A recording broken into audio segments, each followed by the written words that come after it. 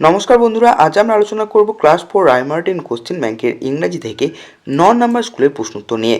তো চলো ভিডিওটি শুরু করা যাক। প্রথমে আছে দেখো, write the meaning of the following words in English, অর্থাৎ নিচের শব্দগুলির ইংরাজি অর্থ লিখতে বলেছে। এলেটেড থেকে হবে ভেরি হ্যাপি বা জয়ফুল। নেক্সট আছে দেখো, হ্যাপিনেস, হ্যাপিনেস থেকে হবে জয়। 2 নম্বর আছে দেখো, write T for true and F for false statements, অর্থাৎ সত্য হলে টি এবং মিথ্যা হলে এফ লেখো।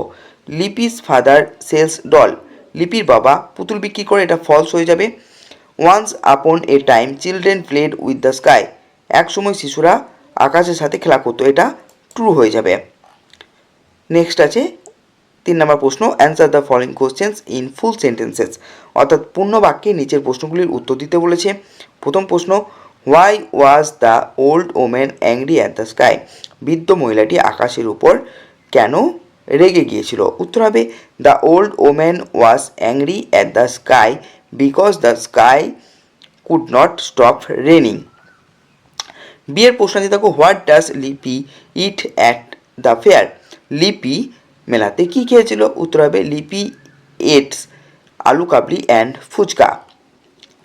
নেক্সট প্রশ্ন, চারের দাগের, write the opposite word of the following, বিপরীত শব্দ লিখতে বলেছে। হেভি মানে ভারী, ভারী থেকে হয়ে যাবে লাইট মানে হালকা। ইয়াং থেকে হয়ে যাবে ওল্ড। 5 নম্বর আছে দেখো, rearrange the following words to make meaningful sentences, অর্থাৎ শব্দগুলি সাজিয়ে অর্থপূর্ণ বাক্য তৈরি করতে বলেছে। এর উত্তর হয়ে যাবে, the tiger lives in the forest, বাঘ বনে বাস করে। বিয়ের উত্তর হয়ে যাবে, dogs love to eat meat, কুকুর মাংস খেতে ভালোবাসে। 6 নম্বরে আছে দেখো, read the following sentences and circle the proper nouns, অর্থাৎ নিচের বাক্যগুলি পড়ে প্রপার নাউনগুলোকে গোল দাগ দাও। Papu is the name of an elephant, he has a calf, it is name is Sweety, এখানে প্রপার নাউন হলো পাপু অ্যান্ড সুইটি। যেহেতু এগুলো নাম বোঝাচ্ছে তাই এগুলো হচ্ছে proper noun.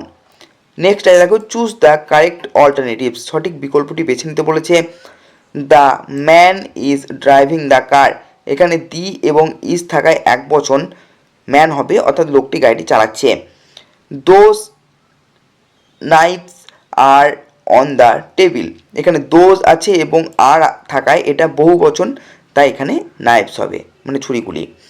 I saw many monkeys in the forest, এখানে মেনি থাকায় বহু বচন বোঝাচ্ছে, তাই এখানে মাঙ্কিস হবে, অর্থাৎ আমি বনে অনেকগুলো বাঁদর দেখেছিলাম। 8 নম্বর প্রশ্ন আছে দেখো, make meaningful sentences of your own, নিচের শব্দগুলো দিয়ে বাক্য রচনা করো। ফেমাস থেকে হবে, Rabindranath Tagore is a famous poet, Rabindranath Thakur একজন বিখ্যাত কবি। ক্রিয়েটেড থেকে হবে, God created this beautiful world, ঈশ্বর এই সুন্দর পৃথিবী সৃষ্টি করেছেন। 9 নম্বর প্রশ্ন আছে দেখো, fill in the blanks with appropriate words from the help box, help box থেকে সঠিক শব্দ নিয়ে শূন্যস্থান পূরণ করতে বলেছে। তো উত্তরগুলো হবে এইরূপ। Keep quiet in the library, লাইব্রেরিতে শান্ত থাকো। Teacher observes the student carefully, শিক্ষক ছাত্রছাত্রীদের খুব মন দিয়ে লক্ষ্য করেন। Meera swept the floor with the broom, Meera ঝাড়ু দিয়ে মেঝে পরিষ্কার করলো।